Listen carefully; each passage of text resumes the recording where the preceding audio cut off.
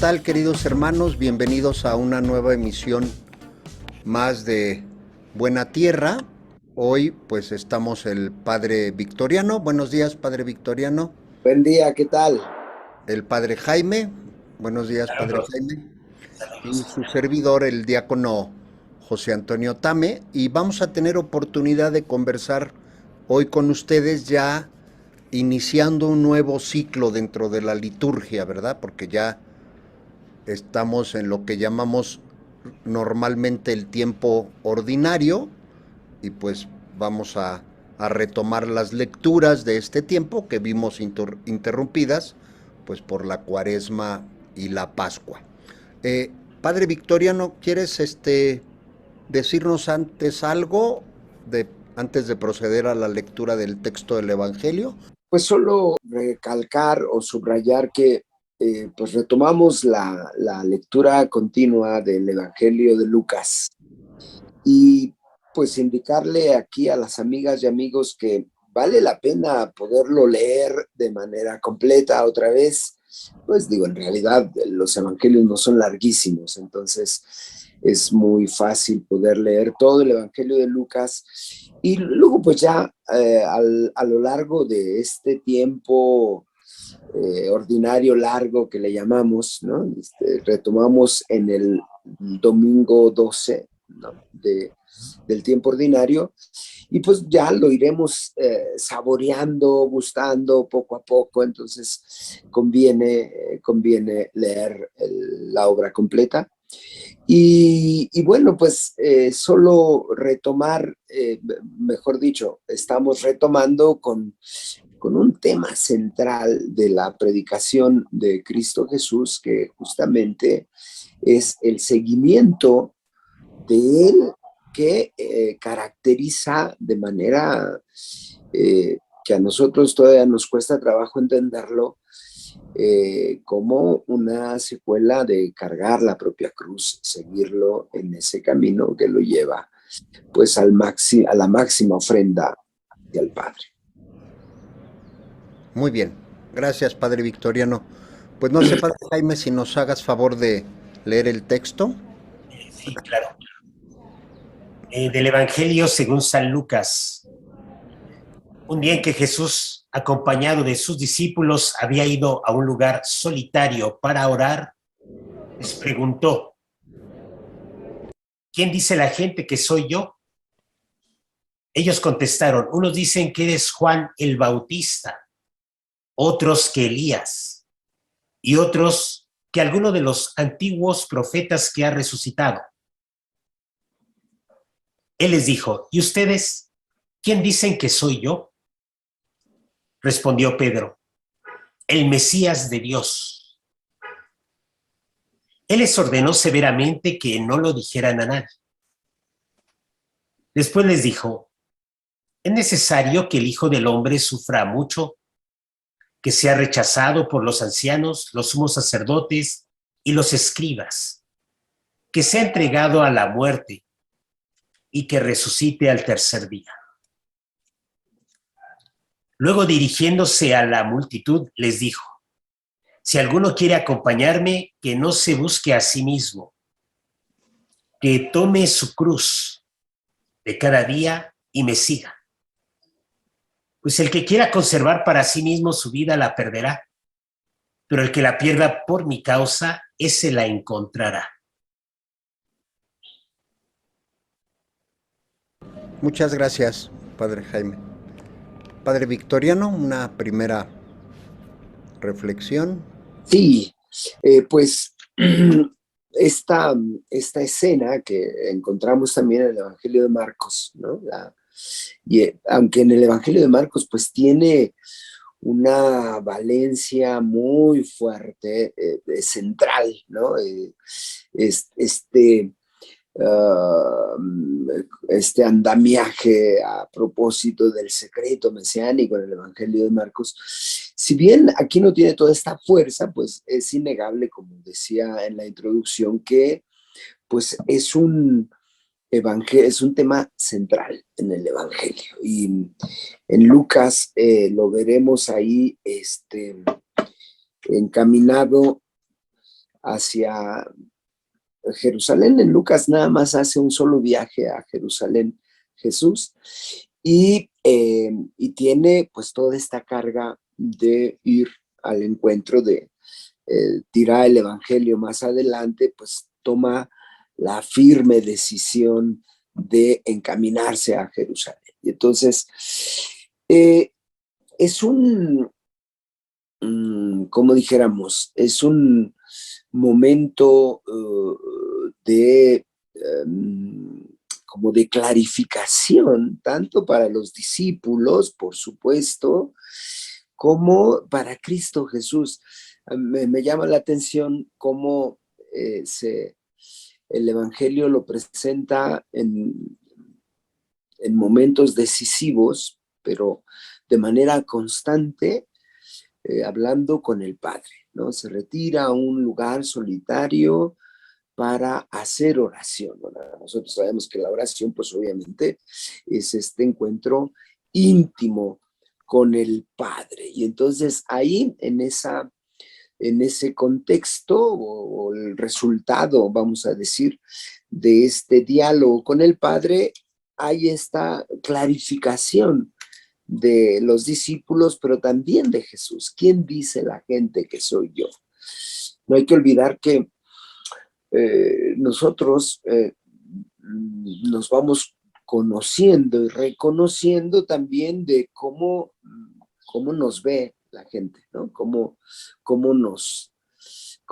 lo que dice la gente de nosotros, el cómo se comporta la gente con nosotros, pues en ese proceso también nos vamos reconociendo. Entonces, quizá en este evangelio tiene como más esta característica de Jesús, que va reconociéndose también como hijo del Padre. Eso que Miguel decía en alguna de las últimas reflexiones, cómo Jesús va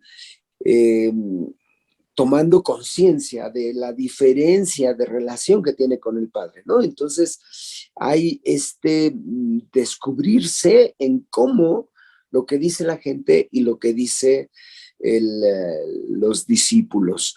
Y entonces hay esta declaración: tú eres el Mesías.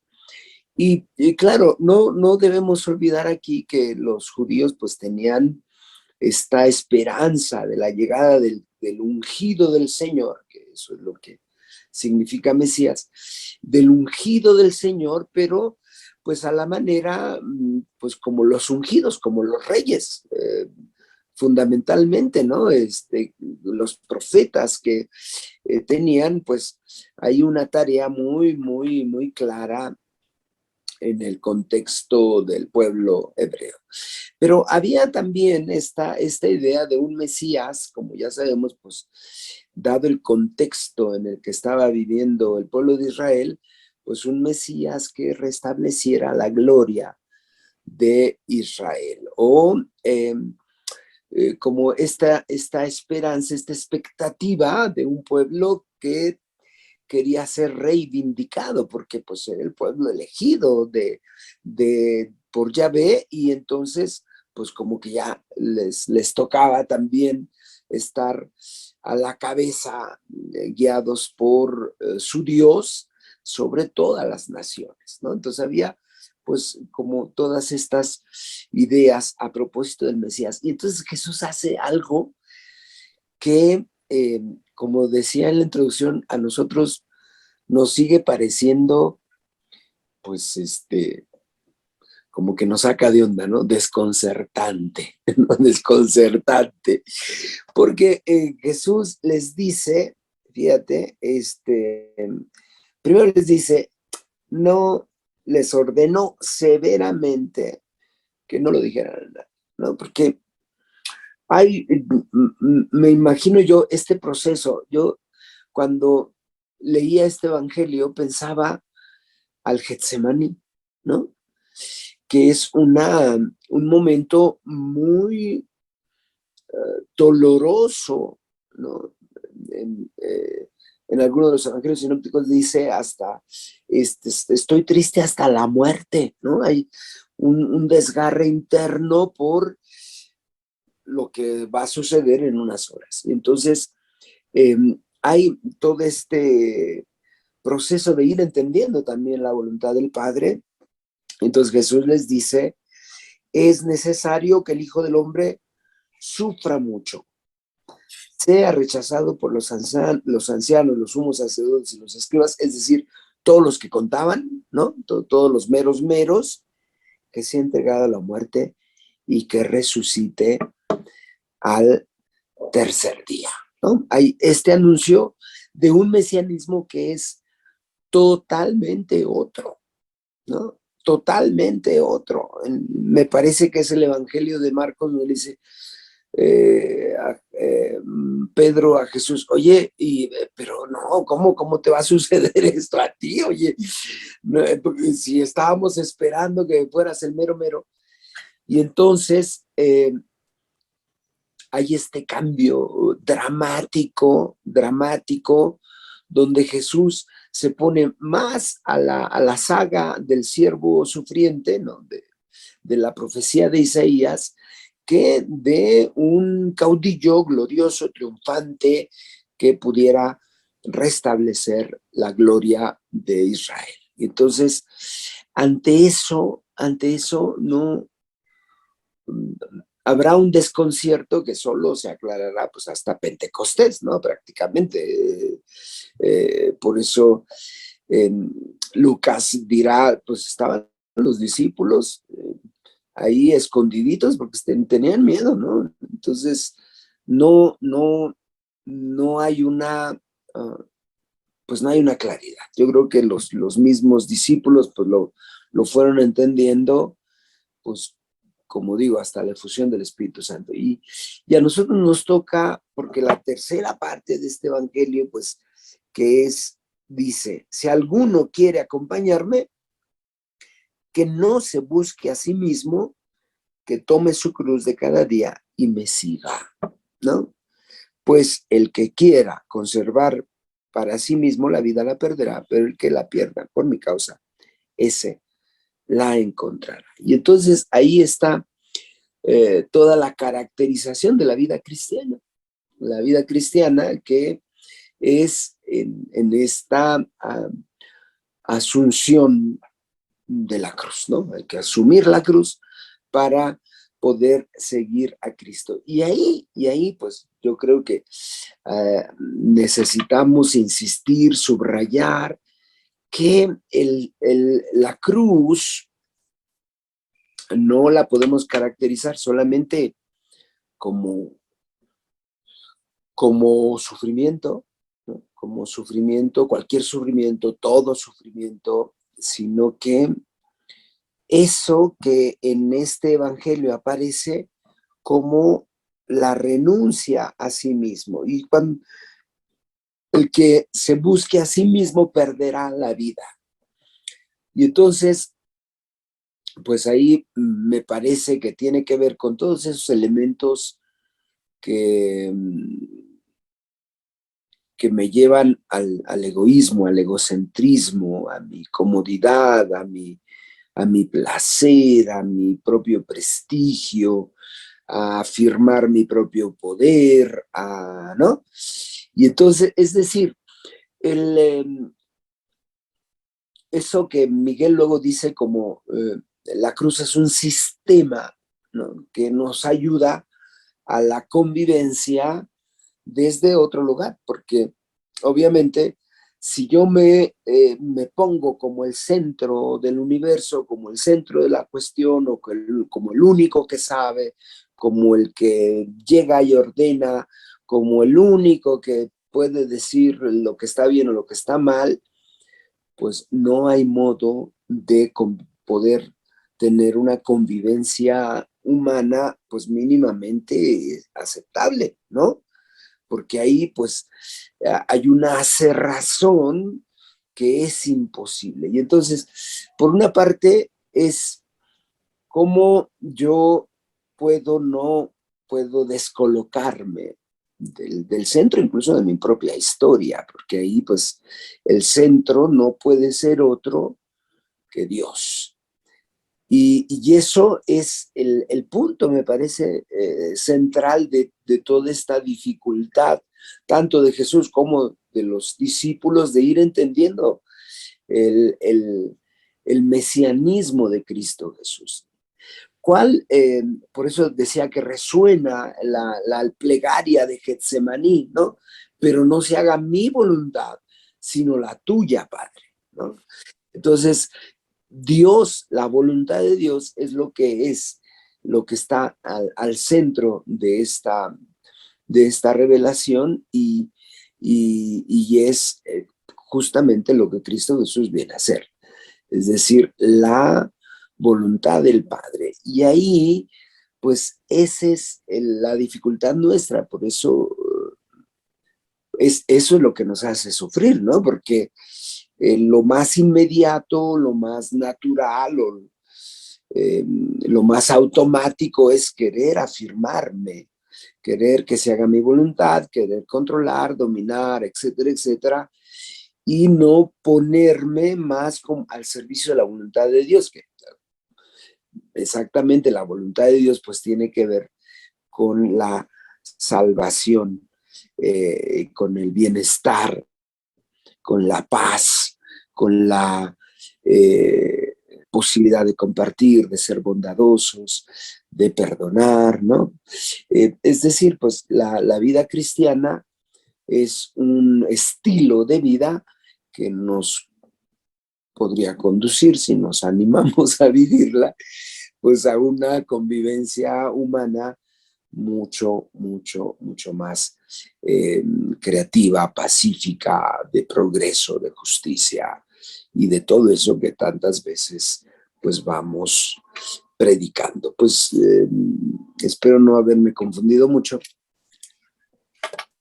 ¿No? Padre Jaime, ¿no? Muy bien, padre Vic. A mí me llama mucho la atención pues, esta necesidad del Hijo del Hombre de padecer, ¿no? Es necesario que el Hijo del Hombre sufra. Yo me pongo a pensar, bueno, ¿cuándo llega eso a ser como una necesidad? La necesidad de sufrir, la necesidad de compartir, el ser rechazado, el sufrir, el ser entregado a la muerte. ¿Cuándo se vuelve eso una necesidad? Yo creo que esto solamente, pues sí, se valora desde el amor, ¿no? Cuando alguien ama, sí siente la necesidad de estar con el otro, de sufrir con el otro, de compartir con el otro su suerte. Entonces, esta necesidad es como una decisión, ¿no? Una decisión ya muy fuerte, decir, yo estoy contigo en esta situación de muerte. Y eso es a lo que nos invita cuando dice el que quiera seguirme, bueno, que abrace su cruz, como a decidir asumir el dolor, pero desde una decisión de amor. Pues solo desde ahí se puede entender que asumimos que el dolor se ha redimido, que nuestro dolor, nuestras penas se redimen, pero porque se toma una decisión de amor. En cambio, la otra parte es lo que comentaba el padre Victoriano, pues también podemos sufrir por egocéntricos, ¿no? Podemos sufrir por no dar la vida, podemos sufrir por buscarnos solo a nosotros mismos, y ese sufrimiento, pues no, eso no es la cruz. Yo creo que la cruz es la decisión de descubrir esa necesidad desde el amor a compartir con el otro su suerte. Y bueno, a partir de ahí iniciamos nuestro camino de discípulos, de ir discerniendo cuando verdaderamente nos estamos amando solo a nosotros mismos, ya sea a nivel institucional o solo nos buscamos a nosotros mismos, a nivel personal, a nivel de cualquier estrato de nuestra vida, de cualquier dimensión de nuestra vida, o cuál es verdaderamente la manifestación de ese seguimiento pues sencillo, silencioso, porque dice, guarden silencio, no lo digan a nadie. Y es que a veces nosotros podemos hacer como una religión de respuestas teóricas, ¿no? Decir, yo ya sé esto, yo ya tengo esto, yo ya me lo sé, pero Jesús nos invita a callarnos, y es para hacer de esto una experiencia, más que un conocimiento, un grado de conocimientos que nos haga sentirnos superiores a los demás, es guarda silencio y solo aprende a caminar, a ir descubriendo cómo la decisión de amor va envolver también esta parte del dolor, del sufrimiento, cómo la envuelve, cómo la redime, cómo nos hace tomar una posición, decir, es necesario que sufra, y no desde mí, sino desde el amor, desde la entrega generosa de la vida. Entonces, por ahí yo veo el texto de Lucas como un itinerario, sí, cristiano, ya lo mencionaba, un itinerario, seguir a Jesús, y con esta invitación, ¿no? El que quiera seguirme, aquí está. Es necesario que el Hijo del Hombre sufra. Entonces, por ahí iría un poco mi aporte. Muchas gracias, Padre Jaime. Yo quería comentar dos cosas, ¿no? En la primera parte del texto vemos cómo Jesús les pregunta a sus discípulos de quién dice la gente que es Él. Y vemos respuestas, pues de todas y variadísimas, ¿no? Empezando porque algunos consideran que es Juan el Bautista, ¿no? Y a mí me llama mucho la atención porque, pues, Juan el Bautista y Jesús, pues incluso sabemos que habían coincidido, muchas personas los habían visto juntos, y sin embargo, había personas que pensaban que era Juan el Bautista, ¿no? Y después, pues, narra el texto de otras personas como Elías, algún otro profeta, y a mí me llama la atención porque esto quiere decir que cuando no hemos entendido la fe, andamos pensando que Jesús es lo que no es, ¿no? Como que pensamos que Jesús se identifica con lo que quisiéramos que fuera, pero no con el verdadero Jesús.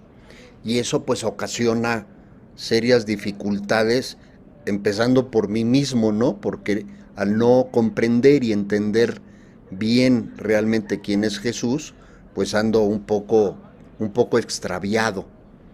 Entonces, también ya lo comentaba el padre Victoriano, pues aquí el Espíritu Santo juega un papel muy importante y pues tendremos que ponernos en oración para que hoy entendamos claramente quién es Jesús. Y me refiero a hoy desde nuestra perspectiva, porque por supuesto ninguno de nosotros, queridos hermanos, actualmente piensa que Jesús sea Juan el Bautista o Elías o algún otro profeta, no, pero pensamos a veces que Jesús es lo que no es, ¿no? Que Jesús está para resolver nuestros problemas así. ¿Por qué? Porque alguno diría por nuestra cara bonita, pues no, no es así, ¿no? Jesús no está para cumplir nuestros caprichos, Jesús no está para suplir nuestras faltas, Jesús no está para muchas cosas, Jesús está para ayudarnos en nuestra salvación, Él se dio por nuestra salvación y Él está para llevarnos a la vida eterna, para eso sí está, ¿no? Pero el camino a la vida eterna, pues tiene la vida natural del ser humano, que a veces tiene cosas bonitas y cosas alegres y a veces no tan alegres, porque yo cuando escucho esta frase que ya nos decía también el padre Victoriano, de cargue su cruz, pues yo la cruz no solamente la tomo de cosas malas, la cruz es nuestra vida diaria, lo que nos toca hacer, lo que nos toca vivir. Y a veces habrá cosas malas, pero a veces habrá cosas muy buenas, ¿no? Es aceptar mi realidad y vivir mi vida con Jesús, que ya lo comentaba el padre Jaime, vivir mi vida en el amor de Jesús, y el amor de Jesús se nos entrega en la cruz, porque es la prueba total del amor de Jesús, ¿no? Entonces, por ahí quería yo nada más complementar. Y segunda parte, pues hoy, en este domingo, que estamos celebrando, porque cada domingo celebramos, pues en México se recuerda el Día del Padre, ¿no? 19 de junio, tercer domingo de junio, se recuerda el Día del Padre. Entonces también, pues felicitar a todos los papás que nos hacen favor de escucharnos, y agradecerles, porque yo estoy seguro que los papás que nos hacen favor de escucharnos son de esos papás muy buenos papás, ¿no?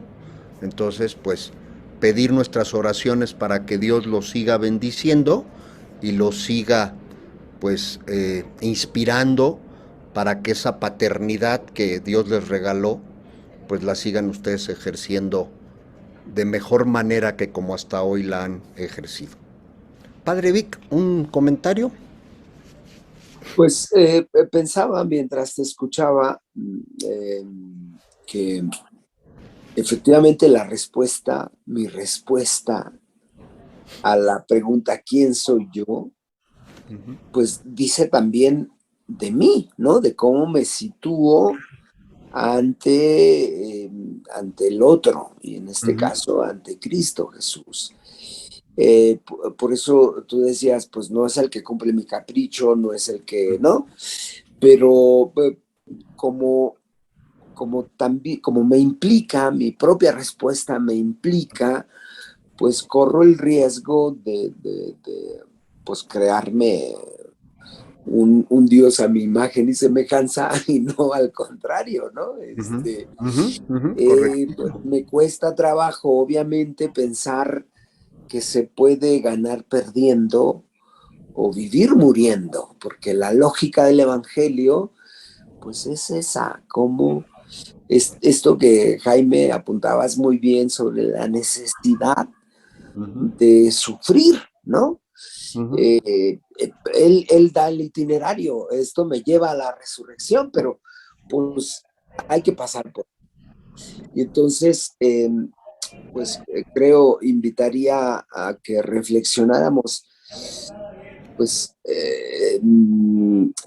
no vaya a ser que estemos creando un Dios a nuestra imagen y semejanza, y no ir conformándonos al modelo que Cristo Jesús nos pone. Pues esto quería. Y también muchas felicidades a los papás que nos ven, y a todos, pues, aunque no nos vean. Claro. Padre Jaime. Sí, a mí también me llamaba mucho la atención todo este anuncio de la pasión. Es necesario que sufra mucho, que sea rechazado por los ancianos, los sumos sacerdotes, escribas, sea entregado a la muerte y que resucite al tercer día.